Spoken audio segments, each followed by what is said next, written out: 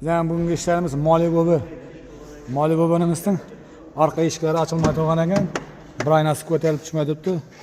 Mashin ko'rib turganingizdek paket mashina yurgan kilometri 106 ming yurgan.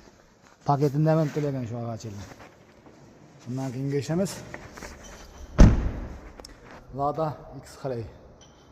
Mana hozir gazga moslab programma qilyapmiz buni. Turgan joyida. Bundan keyingi ishimiz Malibu 1.5 turbina. Mashinamizda injektorlar taqilib qolgan ekan. Hozir yuvib, xudo xolasa joyini chiroyli bosib beramiz. Kimga shunday xizmatlarimiz kerak bo'lsa, bizga murojaat etaverasizlar. Telefon nomerlar yozib qoldiramiz. Malibu ekligida gazga, benzinga programmalarimiz bor. Malibu 1 ga da bor. Bemalol aloqa ochib kelaverasizlar.